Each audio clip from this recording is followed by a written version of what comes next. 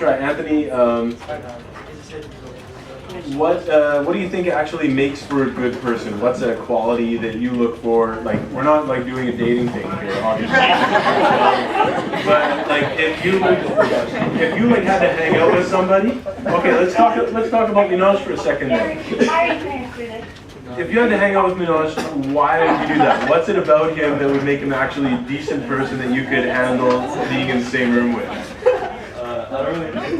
I'd say honesty is what I look for. But... There we go, we nailed one. Honesty. You could put two. Introduce the two groups to each other.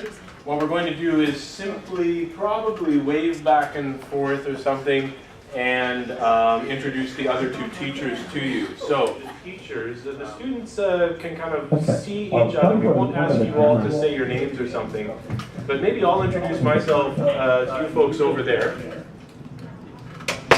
I love cats. That's that's a little personal item there that can helping people connect with me. So, and I like to run. Okay, so basically, hello, my name is Andre Luigi. I teach the ethics class here, and I also like cats, but I don't run that much. I shovel mostly. So I guess that's what I'll say for now. One of the things I like about Vanier is that it is already a really diverse place. There are, you name it, everybody's here, culturally, linguistically, globally. So it's a fantastic place already, and it has a lot of pedagogical potential because of those that diversity.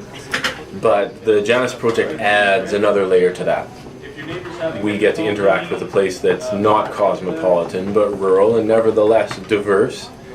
And it just adds to the possibilities and energies that are available in the classroom. So it's like pedagogically dynamic.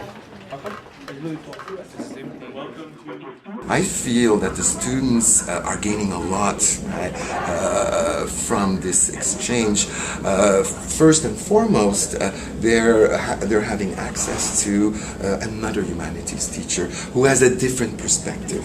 Things happen like they burn the houses down. So you might have one guy here who's still holding out. His neighbor finally sells gets out of there from the government. They were burning down or bulldozing the houses, and they would do that while the neighbors were still there. One friend of this woman I know said he was in his house while they were burning down the neighbor's house, and it was so hot in their house that you thought you were going to melt. You know, what do you call that when people treat you like that? Don't we know? Like, what? Harassment or intimidation or bullying? Not every student who gets involved in this knows it's coming. Actually, none of them know that this is what's going to happen when they come into the classroom. So I feel compassion for the students, right? They don't expect this and they have to get used to it, whereas we plan it and we are used to it. Andre is going to go into a description of subjectivism, emotivism, and relativism. What you have on the page in front of you is a set of notes, but it has a whole bunch of blank spaces, right?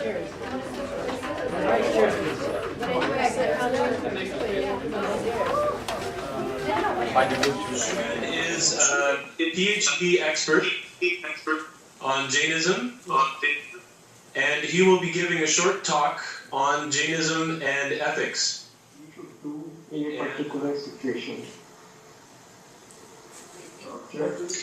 And not causing pain to both yourself and others.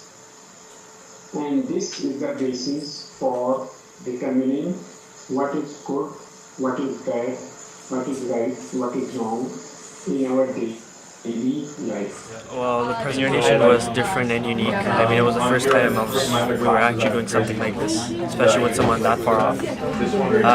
It was, at one point, like the beginning was a bit slow, it was a bit long. I mean, for sure, technical difficulties did play a part in it. But as the presentation went through, it definitely got better. And Come on. Well, I think our survey was pretty clear, right, that the camera and the mic is intimidating, right? Yeah. So that's something we will have to work on, and I can't wait to see at the end of the year, because we will use that same questionnaire and see exactly. Maybe it won't have changed. Maybe it won't have changed, and then we'll have to change our way of doing things. But I think it will probably change. I think so. At least I hope so. I hope so. The whole point of the project is to learn how to implement Web 2.0 tools and internet and information communication technologies into the classroom. It's a lot more difficult to use a computer than a marker or a piece of chalk, right? So I think that that is one of the pedagogical challenges. There's a steep learning curve involved in doing all of this, and as soon as we bring more experimentation with the media into the classroom, then that means that if there's any other problems, that it just multiplies, right? So the challenges build up really quickly once you add technology into the picture. I've never been in a classroom where we video chatted with like another classroom. It's always been hand-on work, like problem solving on paper, and it's never been a lot of technology. I think the disadvantages are the fact that we lose connection usually, especially considering the technology is not really good, so that would be a disadvantage. An advantage would be that we're able to communicate with others, especially across a very long distance, a very far distance. I think what I gain as a teacher, and what is most precious for me in this experience is the constructive criticism I get from colleagues that are disinterested. We work in different departments, and therefore it permits, I think, an honest exchange on ideas. I like the idea of the Janus project because it opens up the classroom. I love the idea of being accountable to other people and working on solving problems and finding new ways of doing things, and quite honestly, I would not do half of the things I do in the Janus project if it weren't for those kinds of interactions with other people. We're going to take... Jacob, do you like to ask something? Is it like to use humans to conduct research on them without their consent, and like to profit other people that are sick, but the other persons that are used are not like told what's going to happen to them? They're probably going to die. Okay, so there you have a more detailed formulation of the problem. Can we use people to do medical research with them? Okay, so I'm going to ask another question of the students here then. Okay. Are homeless people useless? I heard a no. I'll go and find out why. How does he decide that one act is actually morally supportable and the other one isn't? Okay, and if you would like to address that question. I hope that they don't feel helpless in front of technology, and I think that whether you're a young person or an older person, there are some periods of anxiety and fear that's involved with all this technology that's proliferating so quickly. And so if we can somehow encourage them to feel less helpless, less anxious, more sure of themselves, even to what could we call it, technological or digital self-esteem, really, to feel like they're the master of the technology and not that it's mastering them. If we could get a fraction of that idea across to them, that would be really cool. Okay, that's about it. No need for that. Well, nevertheless, you got an applause. I'd like to say to the people at Sept-Iles, you've been amazing. I've really enjoyed hearing your perspective on the various Moodle activities that we've done. There's clearly some super bright people over there.